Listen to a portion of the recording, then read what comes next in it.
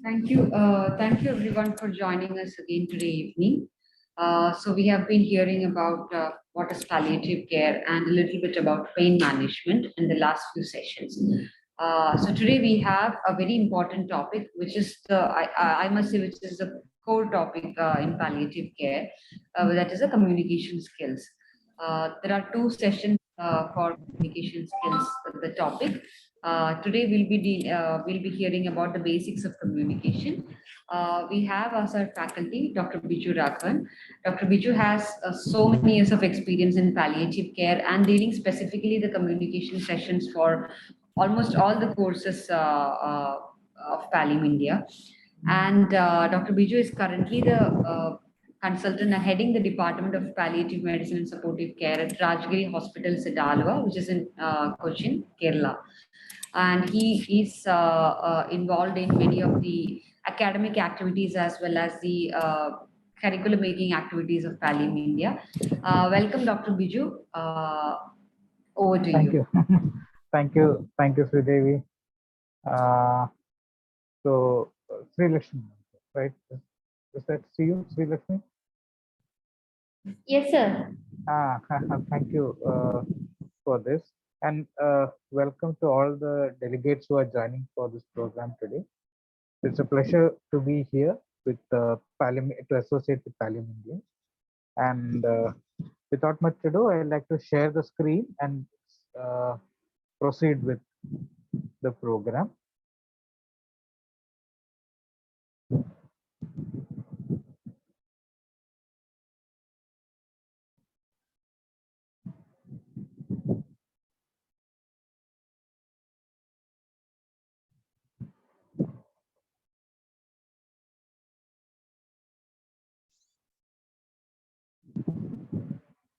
Can you see the PPT? Yes, sir. Perfect. Oh, right. So today we will be talking about basic aspects of communication, and that's why it's called part one.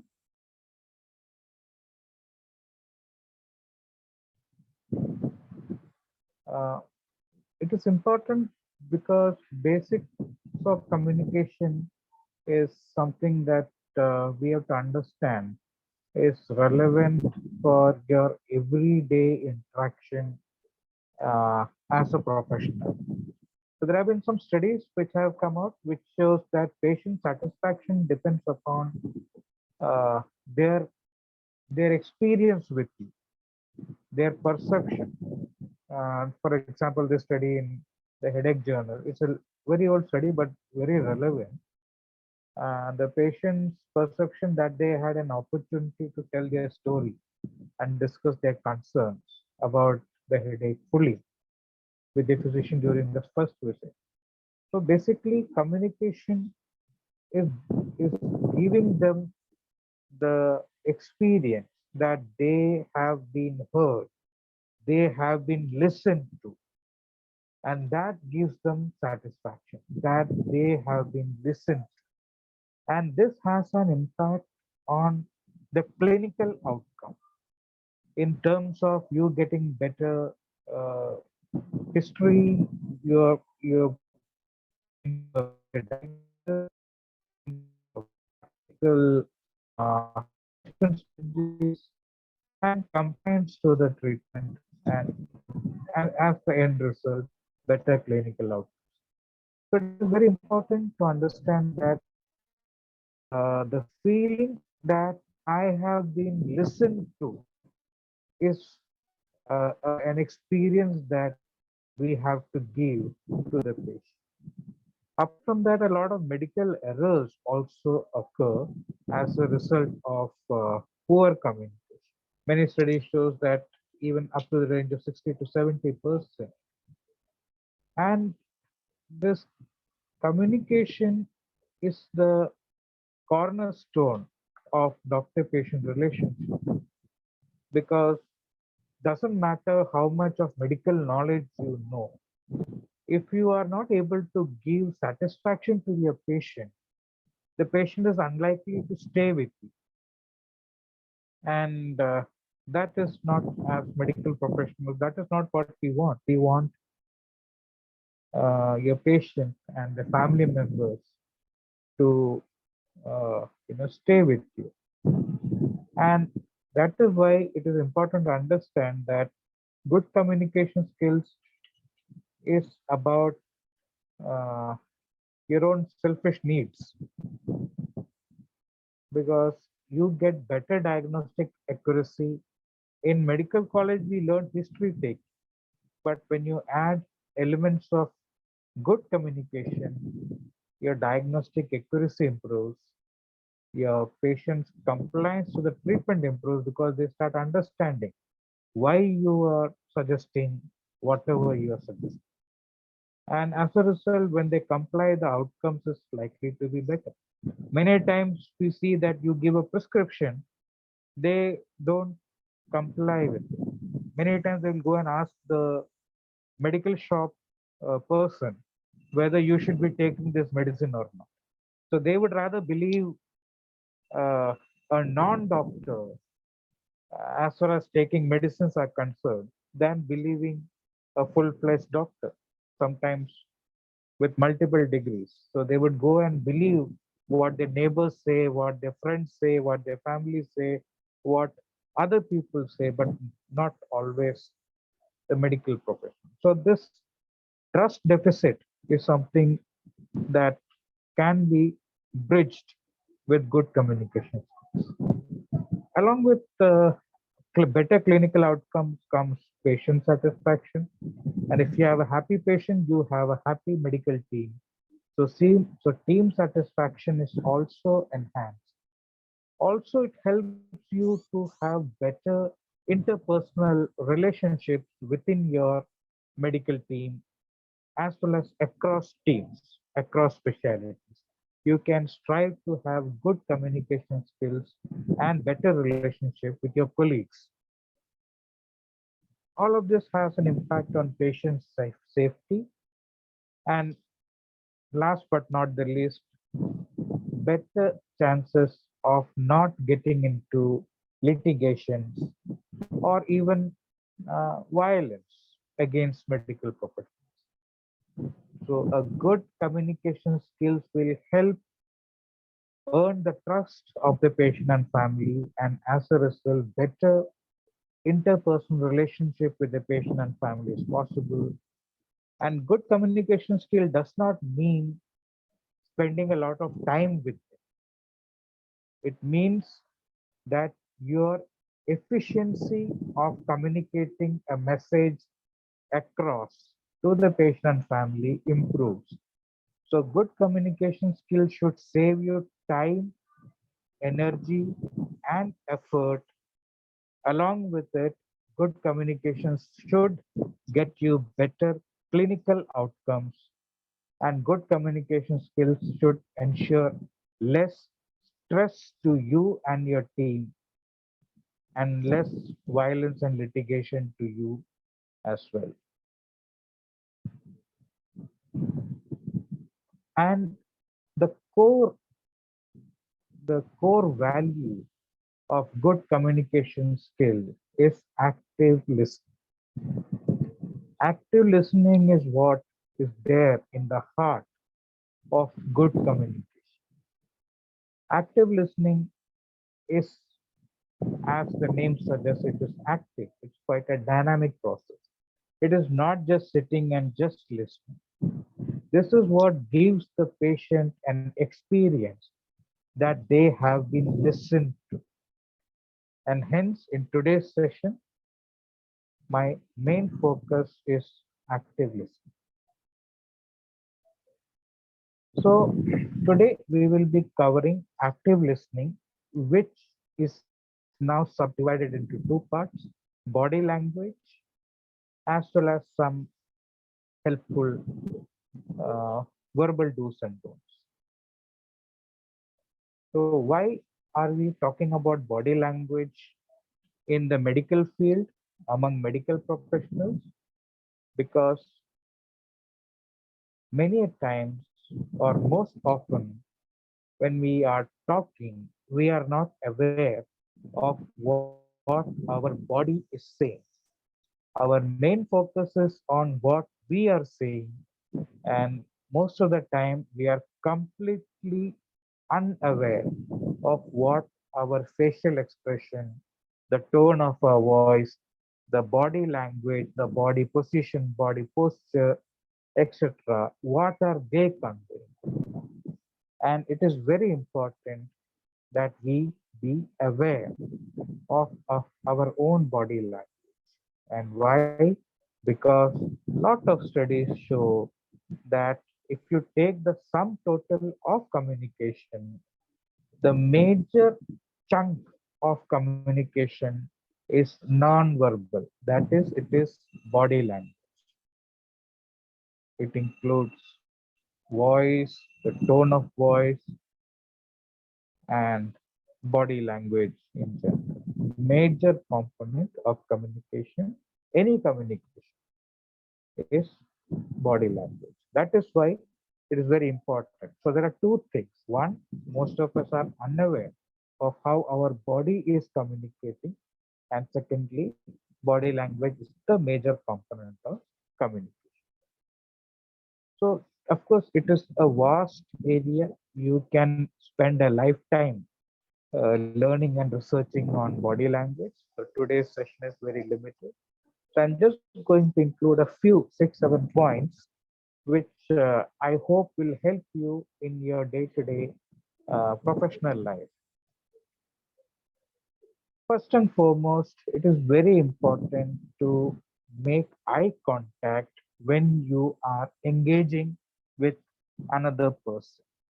Many a times in our professional life, we may be focusing on the computer because many hospitals are using uh, electronic medical record keeping. So our focus is on the computer, and as a result, we are making minimum eye contact, or we are focusing on the uh, paper file, case sheet in front of us, and not making enough eye contact.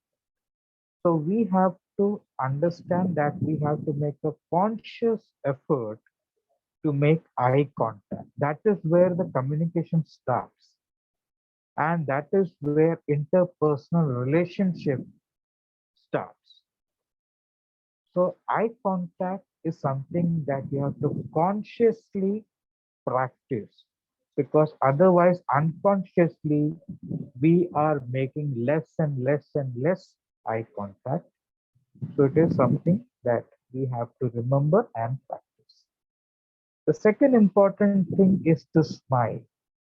Now you may wonder why it is something that I'm talking about. The reason being, there are plenty of studies which show that medical healthcare professionals don't smile enough with the patient and family. They may be you may be smiling and talking with among each other, among doctors and on your other supportive healthcare professionals. But when it comes to our interaction with patient and family, the smiles are not enough. There are a lot of deficiency of smile. Another reason is that we instinctively or naturally will smile at people we know or we are related to. They may be our friends or family, relatives. To others, a natural smile does not come. Hence, it is important to practice professional smile. Remember, it is not fake smile, but it is not a personal smile, it is a professional smile. This comes with practice. It is a skill. Like any skill, it will come only if you practice it.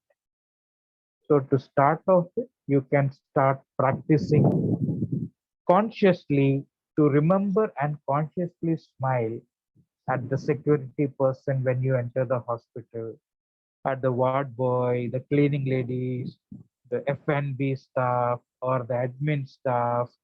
There are so many people, and other doctors and nurses who may not be familiar to you. So initially it will take some effort because you have to consciously think about it and smile at people. Sometimes you may get funny reactions because they may people whom you smiled at, they may not understand why you smiled at them, and they may, look at you in a quizzical way, or but the point is, you are not doing this to make anybody happy.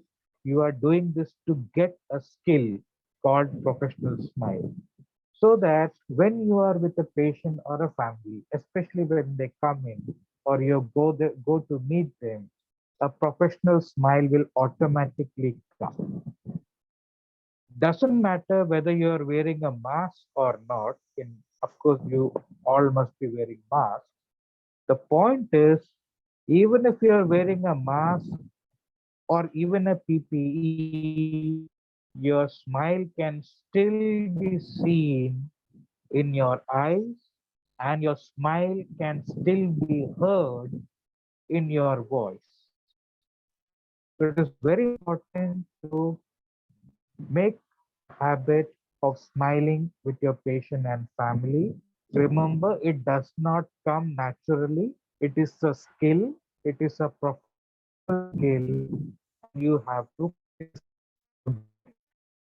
But once you get it, it will come effortlessly. You don't have to strain. You don't have to take stress for this. And naturally, if you have a smiling face, you will have a good, warm, and welcoming tone of voice. You don't have to make any effort.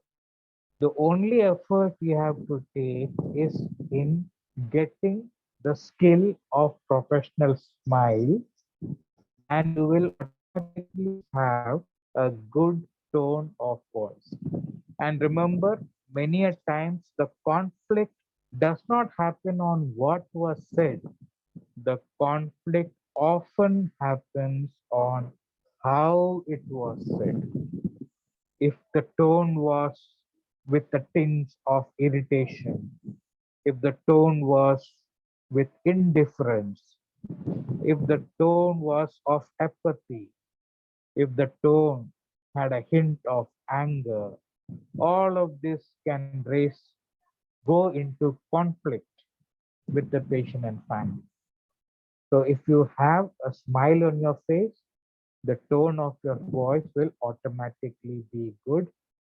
It is like buy one, get one free. Now, this is a slide which I would spend some time on.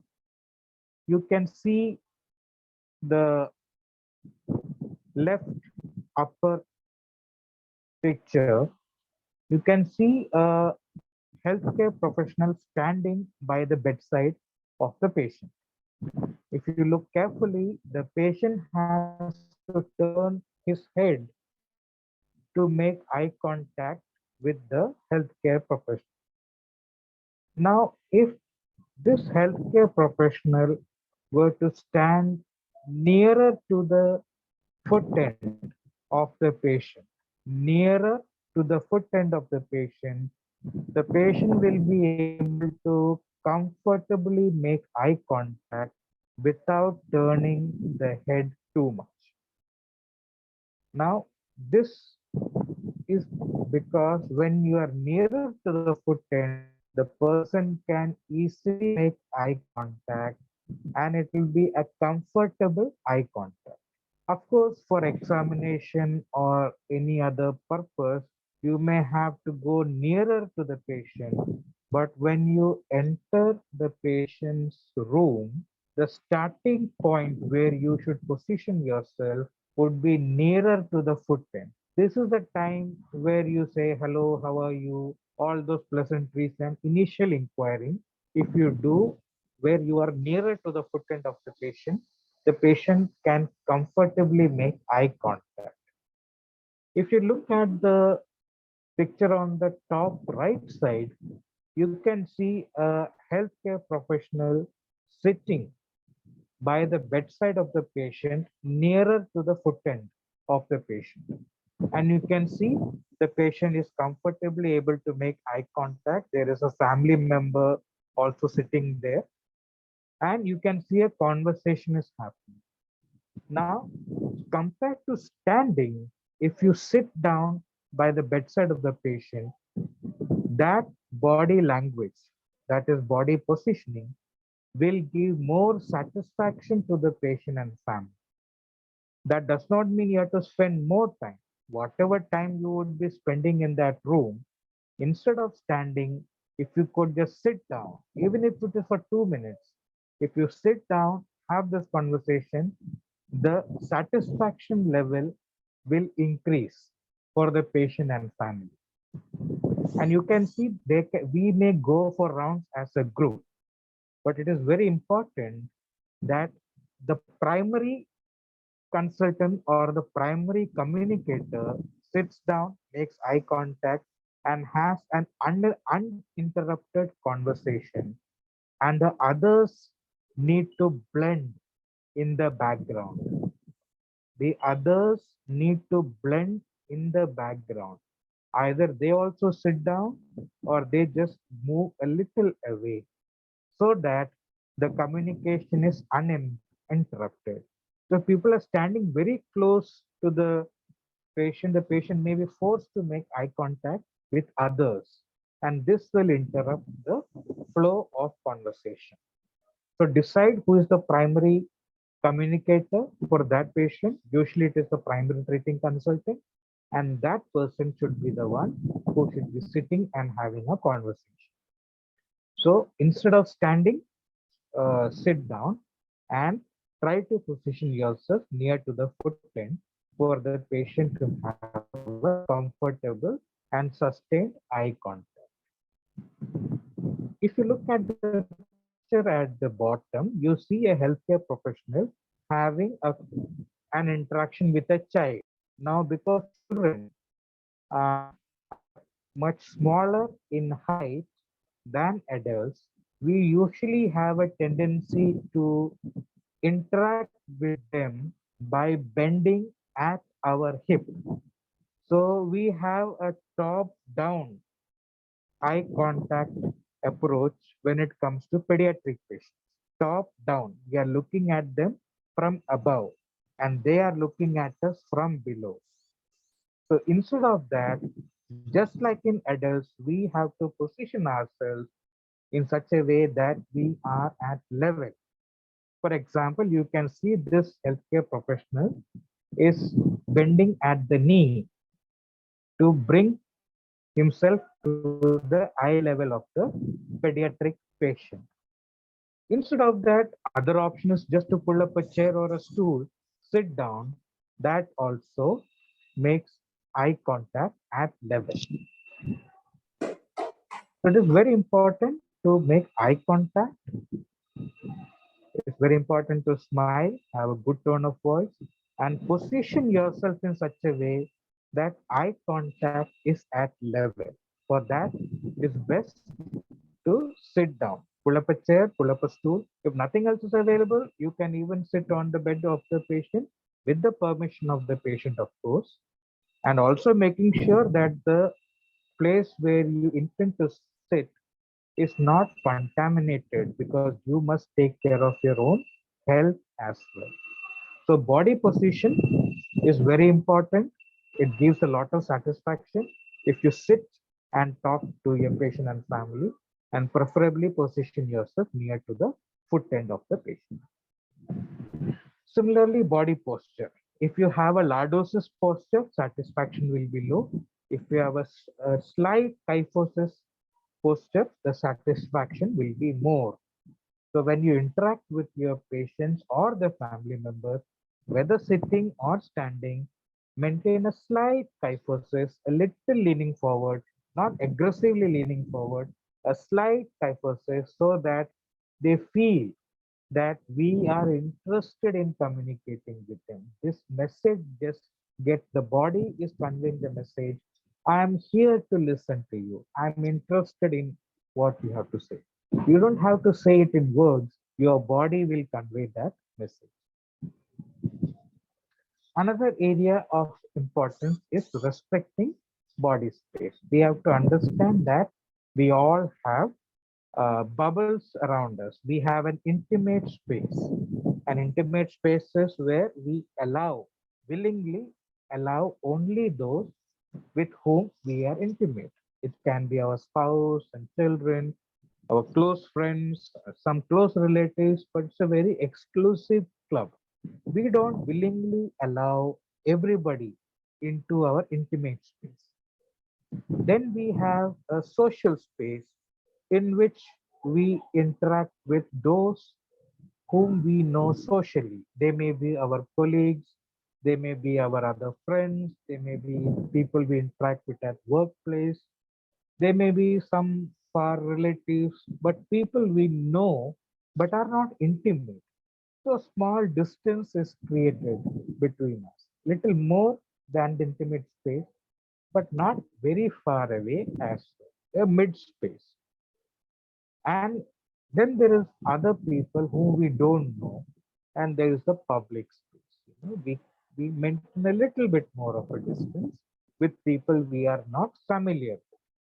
So once we get familiar, the distance will reduce, but initially a little bit more of distance we do.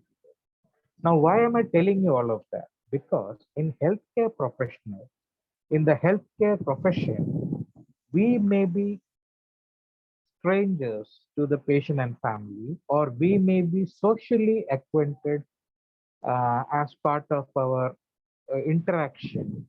But as part of our professional requirements, we may have to touch them. We may have to touch them in a very intimate way as part of our physical examination and even sometimes as part of treatment and therapy. The point that I want to convey is when we violate somebody's space, it produces stress. When we violate somebody's intimate space, whether for professional needs or not, it increases the stress even more. But if you say, but there is an implied consent, they came to me, I did not go to them. They came to me with an illness or an injury as a part of my profession. I have to touch them, I have to examine them. So, what is the problem? There is an implied consent. Implied consent is there that works at the cognitive level, at the rational level. The discomfort of being touched when it is not invited is at the emotional level. So, even if there is an implied consent, please understand that your patient can still feel uncomfortable when being touched as part of auscultation, in palpation, percussion, rectal examination, vaginal examination, you name it. So it is very important to address that emotional discomfort by preparing them mentally about what you are going to do. So preparing them mentally means that you tell them, this is what I'm going to examine you now. Is that okay? In my case, when I have to auscultate, I just take out my slit and just show them the justice and just tell them, I'm going to see. That is enough. You don't have to take a informed consent. It is about interpersonal relationship. Don't suddenly just make them lie down and start palpating them or start auscultating them. They may not be mentally prepared for it. This just the idea, just tell them that you now want to examine. Kindly lie down or something like that. Just give them a moment of get getting this idea that they are going to be examined. That is all. But that is important. That little moment of mental preparation, that 1 second of mental preparation is enough, but that has to be provided. In case you are going to do some procedure, for example, if you are going to put in a Polish catheter or you're going to do an ascitic tapping or whatever, or even more complicated procedure where the patient is going to be awake, it is better to tell them what you're going to do and don't stop there. While you're doing it, keep a running commentary so that the patient can anticipate every step that is going to happen. It is like you can watch a cricket match with the volume down, but it is more satisfactory if you have a running commentary while watching the cricket.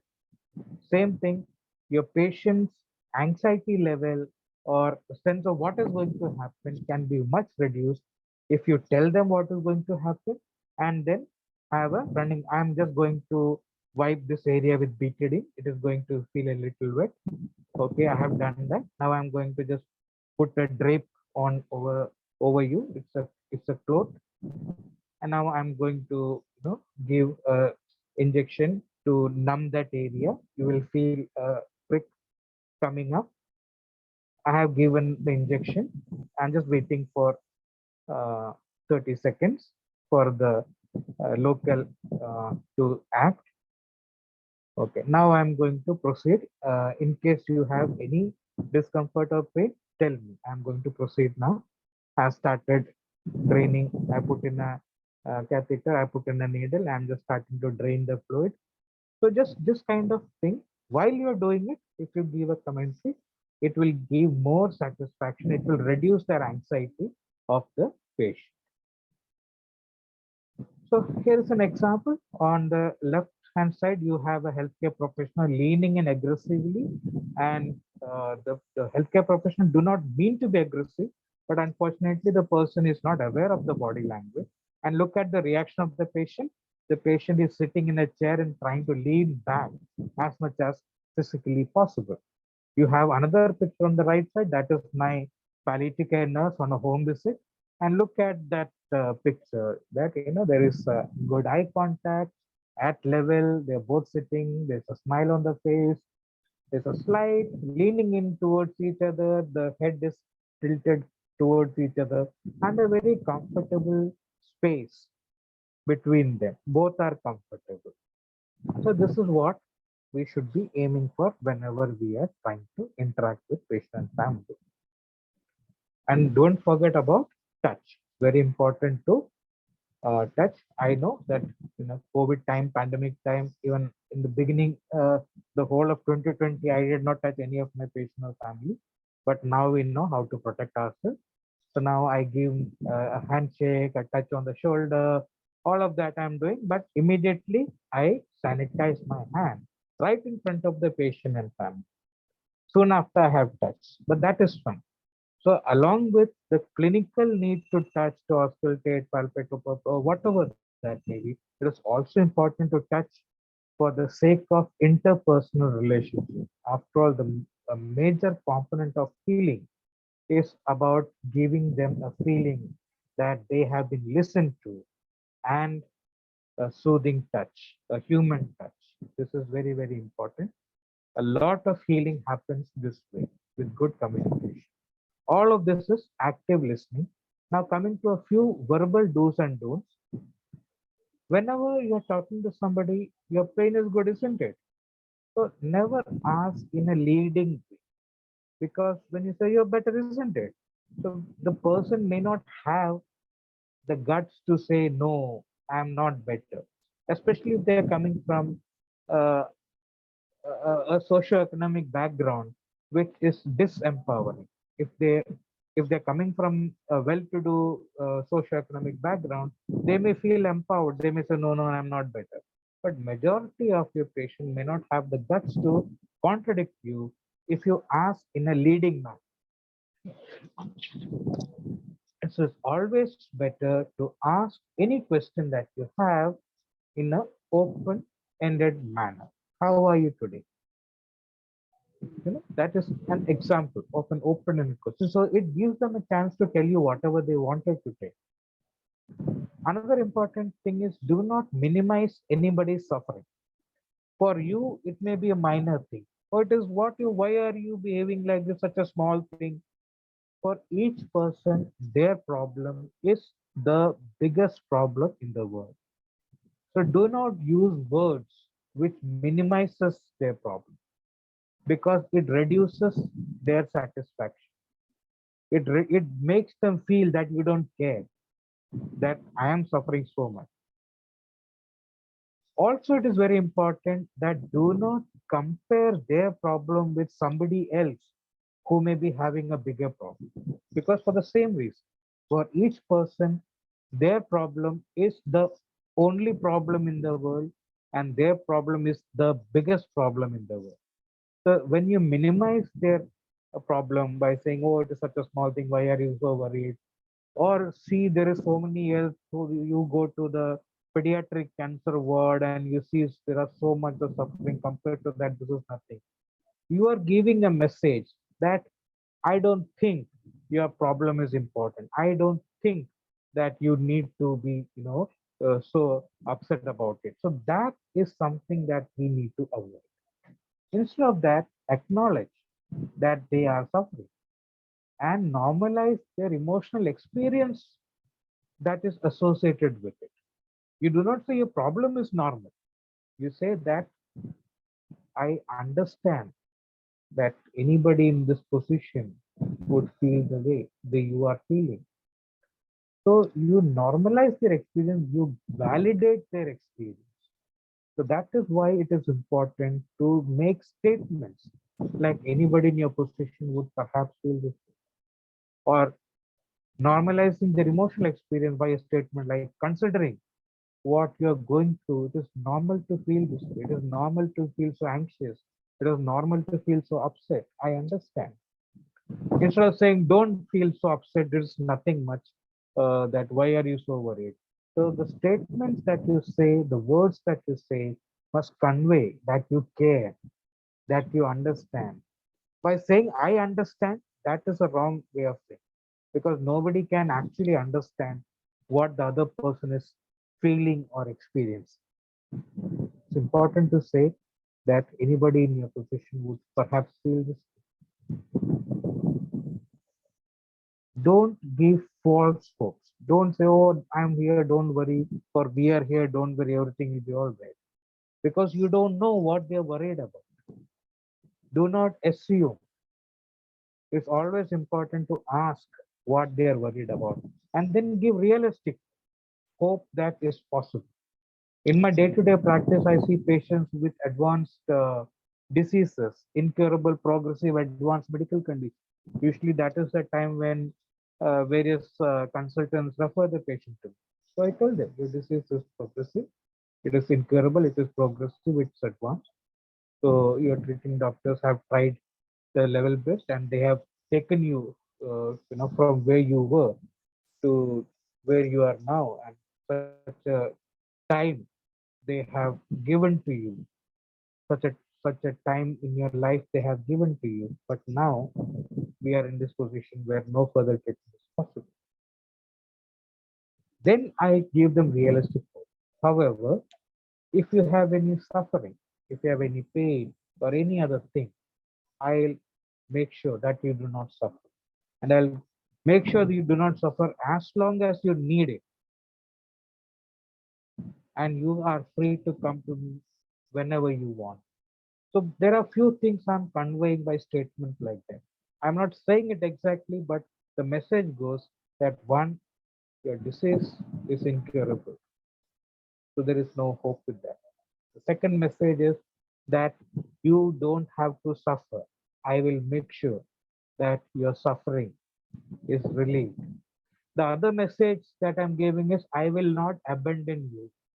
I will be there with you as long as you need, and you can come back to me. Even if your disease is not curable, you can still come back to me whenever you want. So these are the messaging that we give without actually saying it. And people understand that.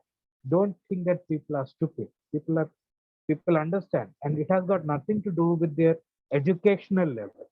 These are basic things that we as human beings are capable of understanding. And as I said earlier, do not assume when somebody say, "I'm so scared, I'm so worried, I'm so frightened." Ask them, why are they worried? Ask them, what are they worried about? Ask them, what frightens them? And they will tell you. So do not assume, just ask, and they will tell you. Often they are so happy that somebody asked them. It's very important. Otherwise, what happens is you may go with an assumption which may be totally wrong. And this can have a bearing on how you interact with them or how you manage the condition. So it is very important. I always say that with good communication, you get more information. More information is more power to you to act and do things. But more information is good only if it is the right information. If you have a lot of wrong information, that is also a problem. So to ensure that you have more information, practice active listening, but also to ensure you have the right information, never assume what people say, especially when they say it in high emotion. Always ask, why did they say what they said? And they will tell you. Then there is no confusion.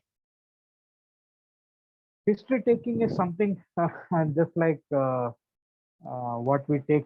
We have learned taking history in our MBBS third year or as soon as we enter clinics.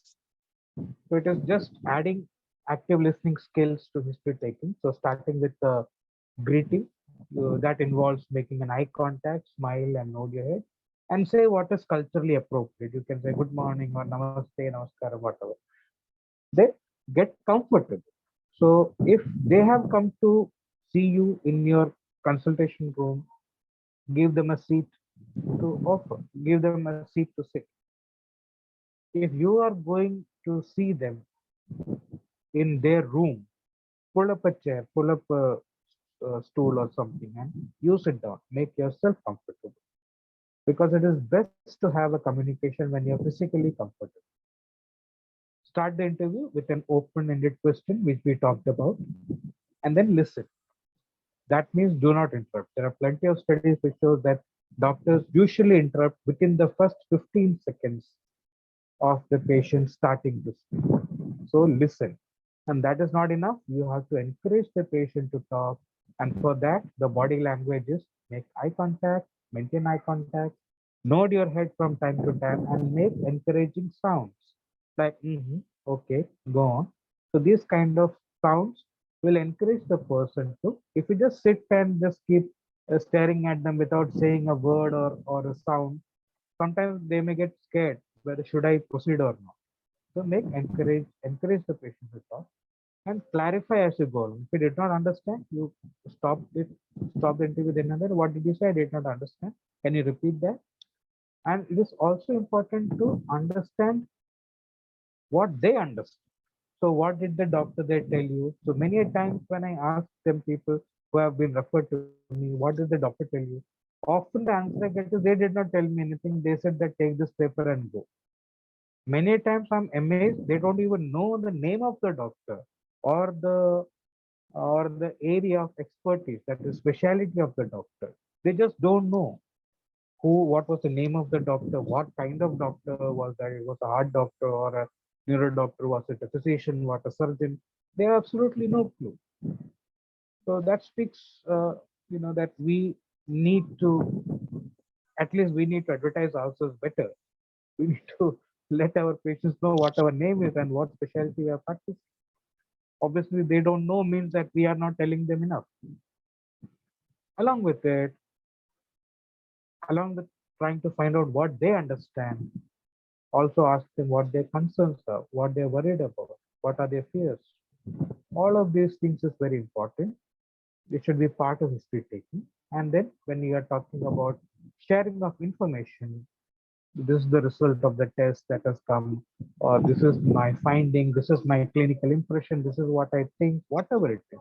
If you have clarity on the diagnosis, or if you have assumptions, or if you have no clue, whatever it is, you share this honestly with the patient and family. Discuss the options that is in front of you.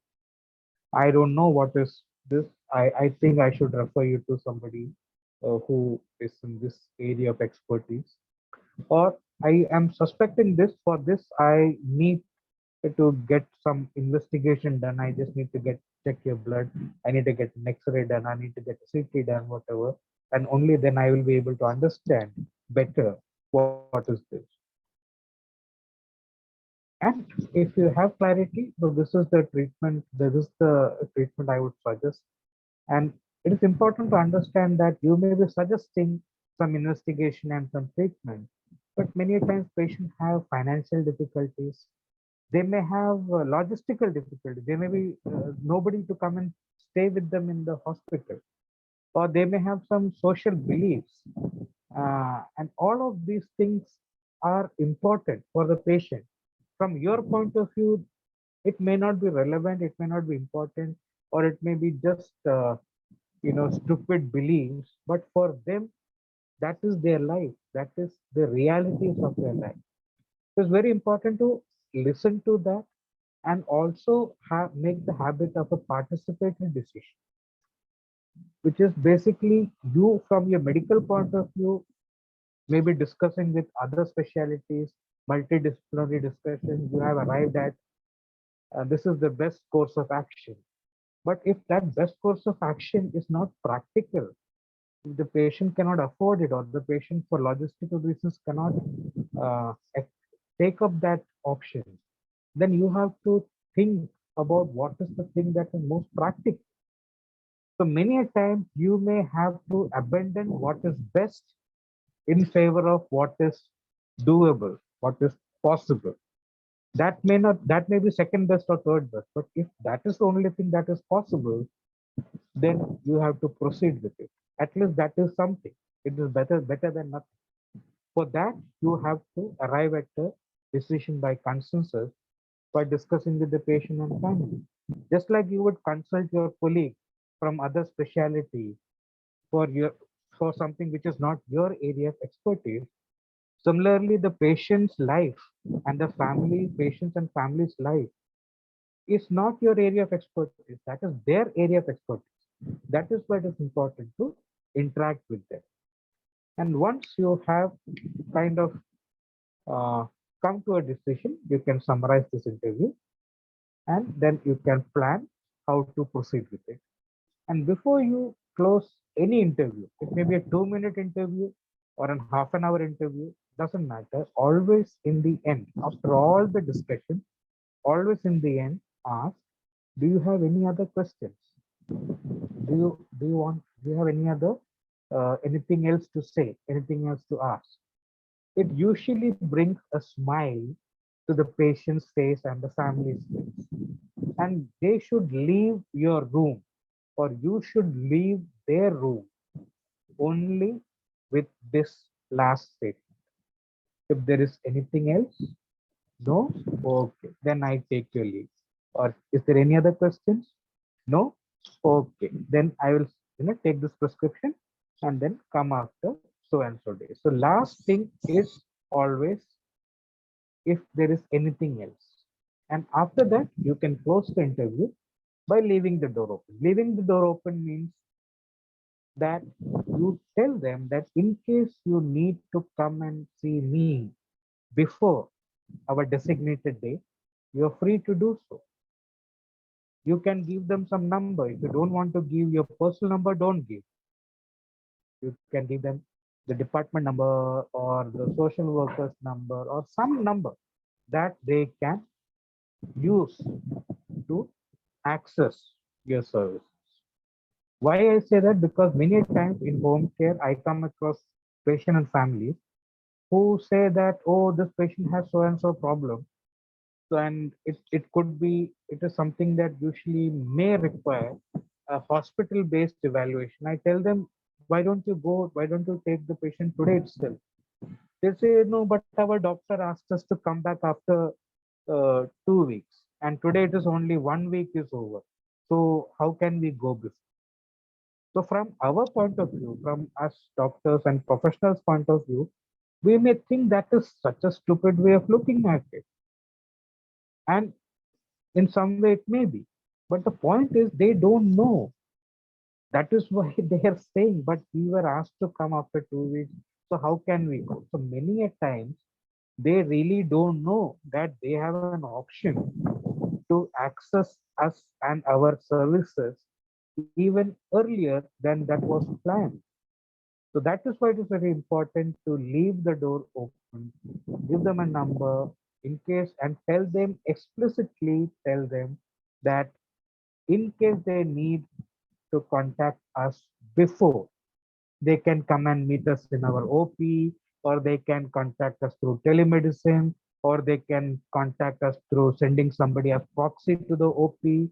Whatever means is acceptable to you, you tell them that they can access your service. But tell them, that is the important part. And you finish the interview by greeting. In the same way, you make eye contact, smile, and you say what is culturally appropriate in your area. So take home messages are empathy is an experience. As an experience depends on how we behave with our patients and families. Empathy as opposed to sympathy. In sympathy, you feel sorry for the patient. In empathy, you try to feel what it would be to be the patient or be in the position of the patient or be the relative of that patient or be a family member. How would it be if you were the family member of that patient? Or how would it be if you were that patient? How would you deal with it? So empathy is trying to feel in that way. Sympathy is just feeling sorry for that person. And remember, patient and families remember how they were made to feel. And mostly that is all that they remember. Then most of the time they don't remember what we tell them. They don't remember the fine points that we have discussed, but they remember how they felt, whether they were whether our interaction with them was warm and friendly, whether they were made to feel that are they were respected. All of those feelings they remember. They may not remember what they heard or what they saw, but they remember how they felt. So it's very important to practice body language and the right way of communicating verbally. Remember, the major part of communication is body language. So it's very, very important to be aware of how our bodies are talking, how our bodies are conveying messages while we are talking with our voices. So with that, I'll stop here. I'll be happy to take any questions. Thank you, Dr. Biju, for your session. We can take up a few questions before we start today's presentation, a patient story presentation. Are there any questions to Dr. Biju? Either you can unmute and ask, or you can type in the chat. We'll read it out.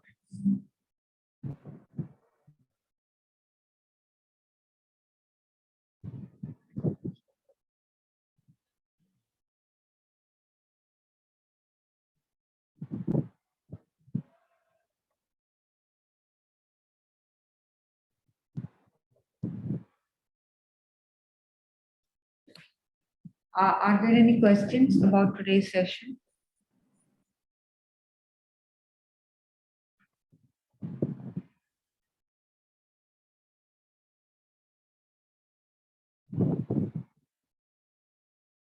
I think then in that case we can proceed with the.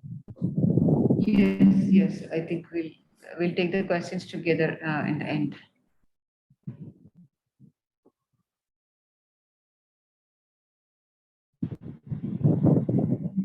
Dr. Ria? Yes, ma'am.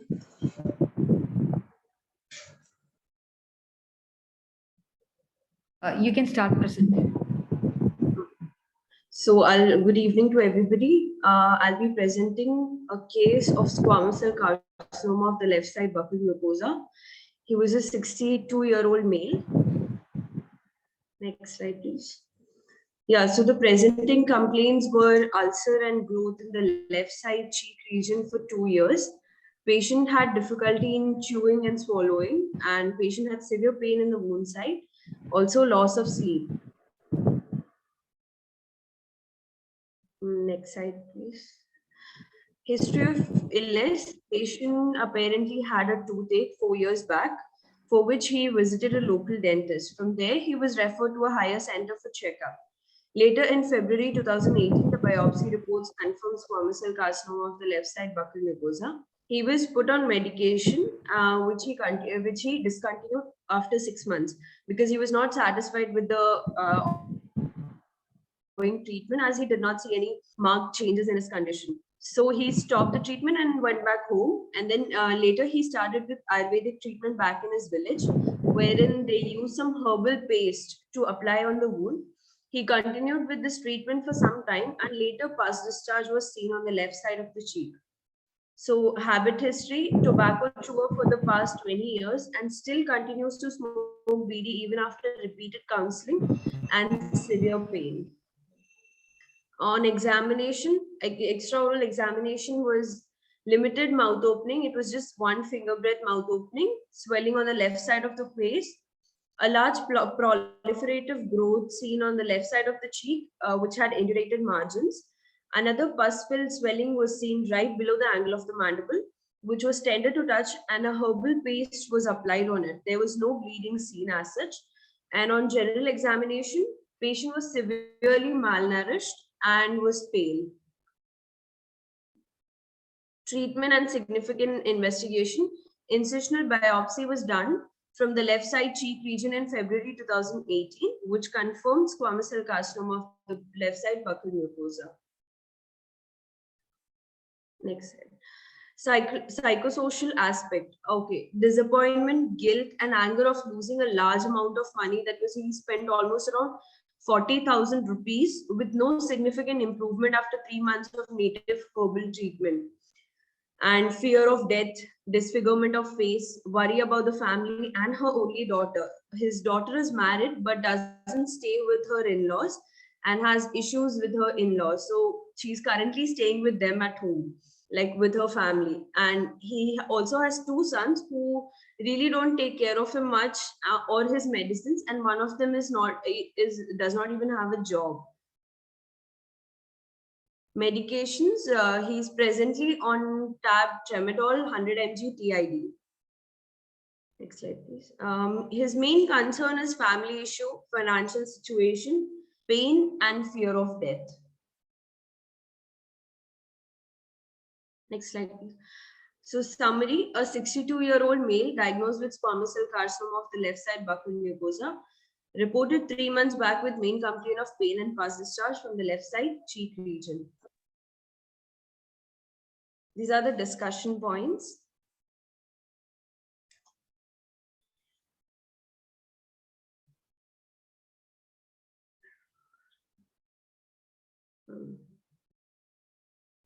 Thank you, Dr. Ria. I think the questions are open for the other participants to comment on. Maybe I'll take the second question because that is more related to today's context. How can good communication skills make this consultation an effective and different? So how to communicate with this particular patient, especially he's very angry, he's in guilt that he has spent a lot of money and not much of family support or many family issues. So usually patients might have lost trust to talk to doctors or any kind of treatment that you offer. So how to make this consultation more effective and how to build it, how to use the good communication skills to build a good relationship with this patient and family members. So we have heard in detail from Dr. Biju regarding these 2 questions. So let's hear from you. We'll wait for your chats or your comments. You can either unmute and talk or type in the chat.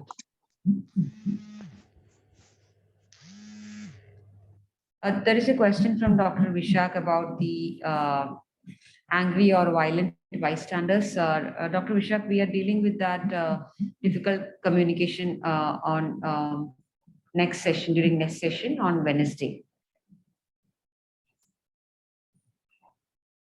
So what are the other comments from the other participants?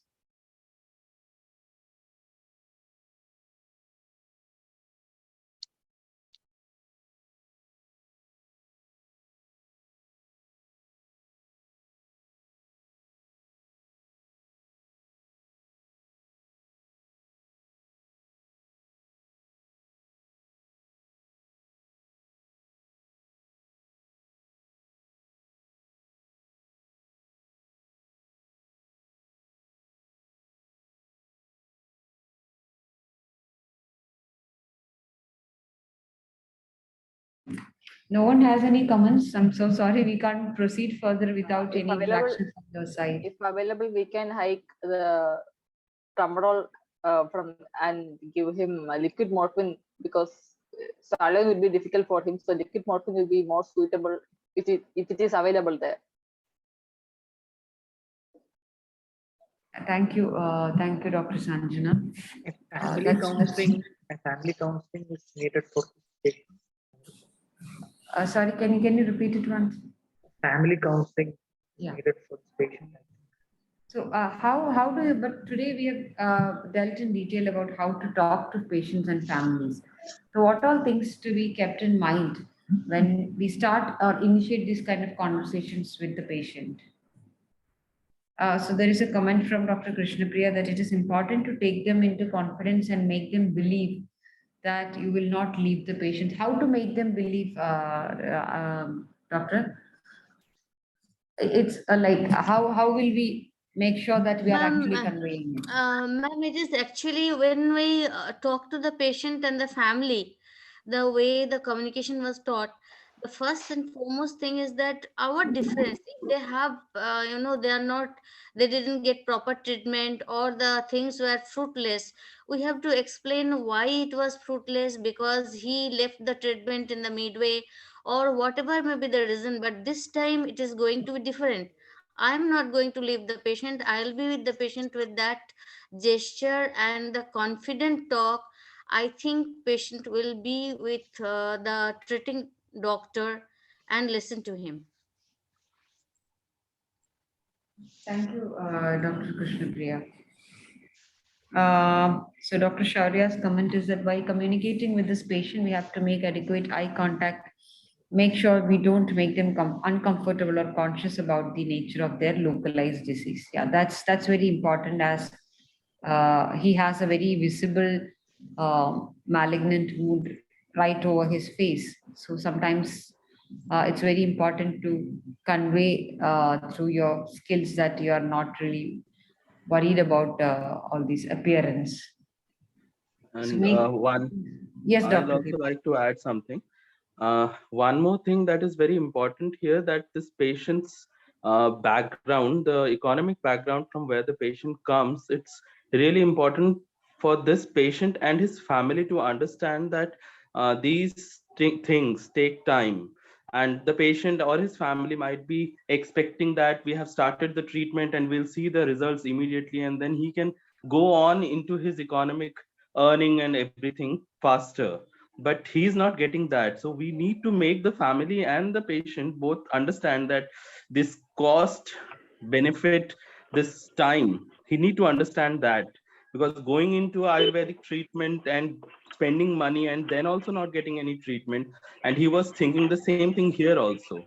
So he needs to counsel properly, communicated properly, what is the expected duration of time he is going to get the treatment for, and what will be the benefits he might be getting, and why he should have a bit of patience in this treatment regimen.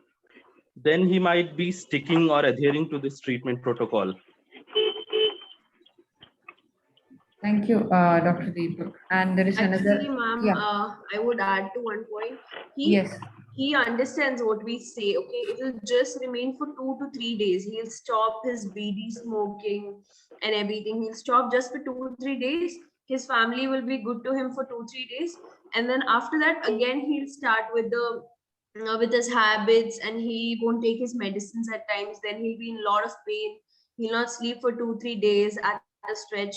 He won't eat anything, and the problem is when we go, the his wife, actually, she listens to us. She makes food however he wants. It's just for initial 2 3 days, and then later everything comes back to normal. They don't give him food at times because they say that he's too demanding. He always wants according to himself. And we did quite a few sessions of family counseling as well. And but there's nothing that's helping him. Even we changed his medication, but there's not much help. It's not of much help though. But last week we went, the patient was doing quite well. But yeah, it's again the BD smoking ain't stopping, so we're just concerned about that thing. Thank you, Dr. Ria. May I know what treatment he's undergoing right now? It is just the Ayurvedic He's treatment? just on tramadol, that's it. No other disease modifying treatment, right? No other No, oncology. Okay. no. Okay, thank you.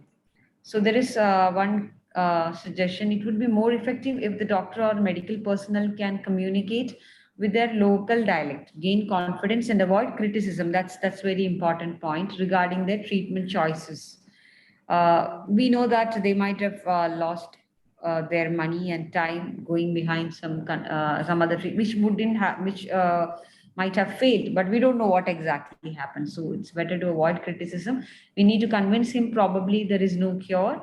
We can only manage his pain and infection. That's by Dr. Sanjana. Um, yeah. Um, so she's again suggesting once we treat the infection and increase his pain medication, and once the pain is under control, he would adhere better to his treatment. So that's one another comment that we have received. Dr. Biju, over to you. What do you think about these issues? The patient will adhere to the no smoking treatment, everything for 2 to 3 days, and then everything goes back. And again, when they visit, things change for another 2 days. So we would like to hear from you how to handle these kind of situations with better communication skills, probably.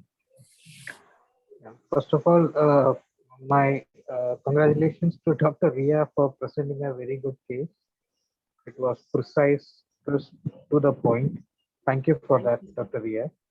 I I have I need some information. Uh, why is he not on any oncological intervention? Is it So because he cannot afford it, or he has an incurable progressive end stage disease? he was already on radiation and everything, and he stopped it. And after that, he came home. He started on Ayurvedic medication. He says he cannot afford it anymore, and he just wants pain medication. He doesn't want any treatment because he already knows he's gonna die, and that fear is also keeping him like. Whenever we go, he's very happy that we are here to talk or whatever, and when we come back he'll be like, I don't have anybody to talk, and that is why I send somebody to get me BDs. And also the adults in his house stopped going, and so he the local children who will be there, he'll just give them 10 rupees and he'll be like, get me this. So children are like very gullible, right? So they just get him whatever he wants. So that's how he keeps smoking, and he says he doesn't want any treatment and all. My question was, does he does his disease status has an option of oncological intervention? Yes, he actually needs to undergo radiation. That is already prescribed by the doctor he was already visiting. He has already told that he has to continue his radiation therapy, but my patient doesn't want it. That's the thing. He cannot Is even it afford it. he doesn't want it because he can't afford it, Yes, or sir. he can't afford it is just one of the reasons?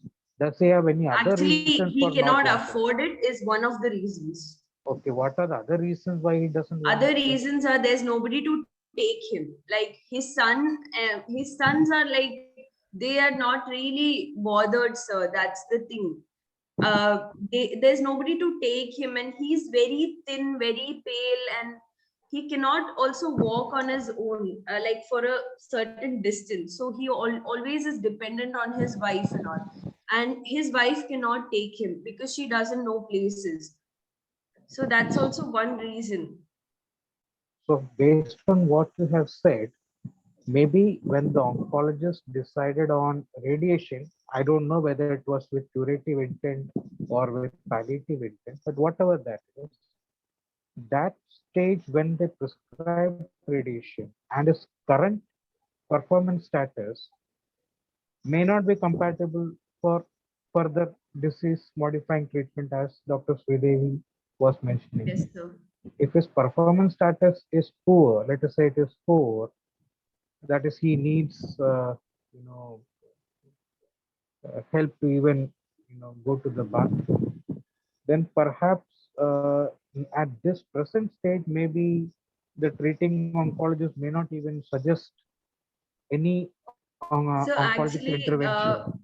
he did not even visit his oncologist for the past 1 year now. It's long time that he stopped his medication and all. That is how he became so weak. He's not eating. He did not go, but did you call up the oncologist and No, discuss so the actually, case? this patient just came up 1.5, 2 months back. So, and he does not even have his doctor's number. He just has quite few reports and all, but we couldn't really follow up on it. He does not even have his CT scans and all. He has a bill of CT scan and all, but he does not have the reports as well. He just had his biopsy reports with him. Probably you know where he went to get him Yes, sir, diagnosis and treatment. we do know the center, but And then we haven't probably, followed up there. yeah. So one important skill as part of a budding palliative care professional, it is also a good communication skill, is the skill of liaising. It is when I was a student, when I was doing my PG, when my teacher, Dr. M.R. Rajgopal, was teaching us about liaising, my gut instinct was, I mean, that is not my job, right? That why should I call up somebody and find out? I mean, that. But Yes, over a period of time, I realized that often it is up to us in the best interest of the patient to find out, right? So if I have a clarity, if I call up the treating oncologist and somehow find out who was the person, there may be some hospital number. It's easy to call up and find out. Even interstate, you can find out who was the concerned doctor and just tell them that this is the doctor who is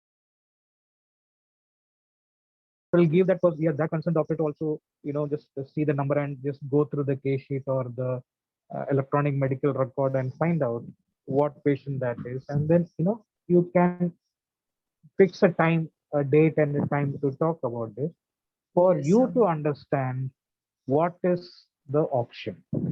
If you are dealing with a patient for medical reasons, no further disease focus in oncological intervention, curative or palliative, or if there is option, but because of logistical or financial reasons, he cannot be proceeding with any of the disease focused intervention, then in that case, we have to deem this person terminally ill. Terminally ill does not mean dying. This person, we are not going to pursue any further disease focused intervention. Right? So let him live his life, whatever it may be, days, weeks, months, doesn't matter, whatever it is. We will just focus on making his life physically comfortable, peaceful, and dignified. Yeah. Therein, the physical comfort in this particular case involves better pain management. There have been a lot of suggestions where you could achieve better pain management with much cheaper medication. Tramadol could be 3 to 5 times as costlier than morphine. And So morphine cannot, the medication is actually free. We are providing from our hospital. We're providing it for free. They don't have to pay anything for the medication. understood. So probably you still need to convert to morphine if you have Yes. it, because the tramadol 100 TID is not giving him satisfactory pain relief. You may Yes. have to reconsider the WHO ladder, think of adding a non-opioid, either a paracetamol or an NSAID if there is no contraindication to either of them, to go with the opioid, make it WHO2 analgesia or WHO3 analgesia, but whatever it is, get the pain under control so that if he is physically comfortable, then we Yes. can talk about other things. Good communication happen only if you achieve physical comfort first. Physical comfort is paramount. If you have a Yes. toothache, however nicely the other person may come and talk to you, if your toothache is not relieved, you're not going to have a good conversation. You're not Yes. going to remember whatever happened in that because you were so much focused on your pain. So first and foremost, have clarity about what is the care plan. Is it purely comfort care, or is it an option of disease modifying treatment possible, whether it's the curative intent or palliative intent? The palliative intent, the word comes with in oncology. For other specialties, it is conservative management. In oncology, we use the word with palliative intent, chemotherapy with palliative chemo, palliative division. In medicine and all other specialties, we use the word conservative nephrology management, conservative neurology management, conservative cardiac management. In oncology, we call it palliative intent. That's all. The Yes. meaning is the same. So there has to be clarity in it. So in case we are dealing with this person as terminally ill, no further disease focused intervention, then tell me what is the harm if he wants to smoke? And if that gives him some physical comfort, some peace of mind, and some happiness, why not? That means you need to focus on the family, counsel them, make them understand what is going on, and then let him be, let him enjoy what the way he likes to enjoy. In this particular case, it is using tobacco. So we should go and teach children in school that don't take tobacco, don't drink. There is no point trying to counsel a deemed to be terminally ill patient that don't. The horse has bolted the stable. It's too late. So let him enjoy. If so, that is why it is very important to have clarity. So actually, this Clarity. is like conservative treatment only. Like we're just focusing on his pain. Tramadol pain management is palliative care. It is not disease conservative management. Hmm. What oncology conservative intervention are you doing? Is there Right any? now, sir, we're not doing anything except That's for what I'm tramadol. saying. We're not doing anything. That's what I'm saying. What you're doing now, from what I understand, is providing terminal care. A Yes. person can be terminally ill for years. I have patients who are terminally ill with motor neuron diseases, no neurological intervention for years now. I have patients with what do you call end stage COPD, interstitial lung disease. They are terminally ill. There is no further pulmonary intervention to be done. They're already on bronchodilators. They're already on steroids. They're on antibiotics on and off. They are home oxygen. What else is there to be done for them? Pulmonology point of view. So I'm taking care of them, providing them morphine to relieve them of their breathlessness. I'm providing them benzodiazepine to relieve them of their dyspnea and exertion. And they're just going on, day after day for months now, terminally. Terminally ill does not mean die.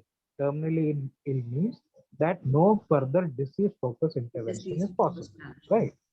So, Yes. so deemed to be terminally ill, then what is the problem if he smokes BD? Right. So that is the point. So have some clarity on what we're dealing with. If this person had a curable medical intervention, then of course we must counsel him. Even then, remember patient autonomy, my body, my life, my choice. So what we have in our hand that we can convey, we must make all the efforts to convey, sit, get the message across. Once we Yes. have done it to the best of our ability, we have to accept that people will take decisions based on what they think is right for them. As healthcare professionals, I will not grudge that he went to uh, Ayurveda or local treatment. He left modern medicine. By the way, I just saw your presentation. I wouldn't call myself a practitioner of allopathy. I would call myself a practitioner of modern medicine. The difference being allopathy. Allo means the other, pathy means suffering. In the pre-modern medicine era, before the industrial revolution, when we had Ayurveda and Chinese had Chinese medicine, the European were practicing a kind of treatment which was worse than the disease, right? So that kind of, for example, burr holing and letting out the ghost because the person had psychiatric problem, bloodletting as a form of therapy, and chopping off limbs without any morphine or anesthesia. So these were terrible forms of treatment for for a injury or a pathology. So injury or pathology was one suffering, and the treatment was the allopathy. The other suffering. So now in modern medicine, with the advent of industrial revolution, we have brought in science, technology, evidence-based practices into modern medicine. We are no longer practitioners of allopathy. We are practitioners of modern medicine. We are scientific people. We practice evidence-based medical practice. We bring science and technology into healthcare. Never call yourself allopathic doctor. Always call yourself a modern medicine doctor. So anyway, that is the side point. The point is we have to have clarity on what we're dealing with it. If we're dealing with this a terminal patient, I'm okay with him smoking. I have no quarrel with that. Thank you, sir. I just wanted to ask, there are a few questions in the comments in the chat. So summarizing that, how would you deal with, we often get patients blaming the other doctor. That doctor did not do, or they have promised cure, but nothing happened. So how do you deal with that? Would you want to make sure that, okay, they did, will you defend for that doctor, or will you say that this herbal treatments are all for a waste? So how will you deal with that? And how assertive we can be with patients and families when we have to communicate something which they should be undergoing? I'll take your question in the same order that you gave. Yes. The first thing that you asked was, can you just repeat what you just asked? When they blame the other doctor or herbal treatment did not work. No. They are not satisfied. You said when they're not satisfied. Yeah, they're not satisfied with the treatment. So the heading for that is expectation reality mismatch. Many a times the patient, and very often the near and dear one of the patient, are not told the bad news, are not told the diagnosis. They are not told the prognosis. As a result, their expectation out of a treatment is that I have to go and live and finish whatever I need to. I have a life to live. This is a temporary pause. They don't realize it is not a temporary pause.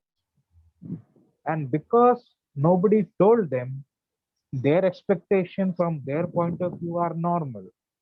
But we, those who realize the ground reality, we think their expectations are unrealistic. The problem is with us, not with them. If you and I were to get sick, if we have fever, we expect to take some medicine and then get back. We may take a sick leave for a day or two. Then our expectation is that I want to come back to my work. I want to come back to hospital and start working as early as possible because I need to earn money. I need to have some peace of mind. I get mad doing nothing, sitting at home, even if I'm sick. So the expectation is I will get better and get back to my normal life. The same expectation a patient with serious health illness has, because that person has not been told this is the reality. This is what you are suffering from. This is the expectation out of this. This is the prognosis. It is not good. Until and unless the patient is made aware of the reality, you cannot blame the patient to have expectations which are unrealistic. So as professionals, it is our job to bring the expectation reality mismatch to level. That is honestly communicate so that the patient understand what is his or her reality. Otherwise, they will continue to be not satisfied. They will blame the doctors. They will blame the institution. They will jump from one hospital to the other place. Hospital hopping and doctor shopping will continue. They will go from modern medicine to Ayurveda. From there, they will go to homeopathy. From there, they'll go to Unani. In between, they will again come back to a modern medicine doctor and a hospital. This thing will continue as, and you can't blame them because they just don't know. The second point, I will never speak ill or badly about anybody, not any of my modern medicine colleagues, not of homeo, not of Ayurveda, not of Unani. It is my personal policy that I will not speak badly about anybody, because each one of us in our own way is trying to make an a, a living for ourselves and for our family, for our children, by putting in a lot of hard work. We learn for many years, and after that we work very hard every day, so that we and our family can live. That is all that everybody is doing. From their point of view, we may be doing something wrong. From our point of view, they may be doing. So if we are going to speak badly about each other, remember Mahatma Gandhi, for an eye will make everybody go blind. So it all starts from individual. My policy, never speak badly about anybody. Doesn't matter who. If I don't have anything nice to say about somebody, I would not say anything. But I prefer to say fine. Many a times I go for home care, I see some consultation, and usually my statement is, your treating doctor has given you good medicine. You have a very good doctor. No harm saying two good words about a doctor which you have never met. Probably you may never meet. So that is the second thing. The third point, what was the question? I forgot. You had How three. assertive we should be when we tell Okay. patients to Now do this something. is a very big question, because the situation might be different. If the patient is in denial, as long as remember, if a denial is a defensive psychological mechanism in response to a traumatic experience, not physical trauma and emotional trauma. So denial is a perfectly valid defense responsiveness, as long as it is not hurting the treatment protocols or the management strategies. I would not be assertive. But if it is affecting treatment protocol because of denial, I would be assertive and try to break the denial. Only in certain cases. If somebody has a problem vis-a-vis complying with the treatment, instead of being assertive, I would like to find out why the person is not able to comply. It could be either the person did not understand why this was being advised, or the person can't afford it, or there could be logistical reason. There is nobody to go and buy these medicines for him, or there is nobody to come and sit with him in the hospital, so can't get admitted. So there could be any number of reasons. That doesn't mean where required, I will not assert. It will be a paternalistic assertion where, in the best interest of the patient, in a very sensitive and empathetic manner, I may convey a suggestion in a non-aggressive, assertive manner. Let's say in simple words, firmly, in a nice way, not mildly, firmly, in a nice way. But beyond a point, I will not, because I understand, I'll respect that individual has a choice to accept or not. Does that make any sense, Sridevi? Did I speak too many Yes, words yes. No, and jumble no, it up? no. That's what I wanted to listen also. Yeah, that made sense. So Thank you thank for you. I small think person.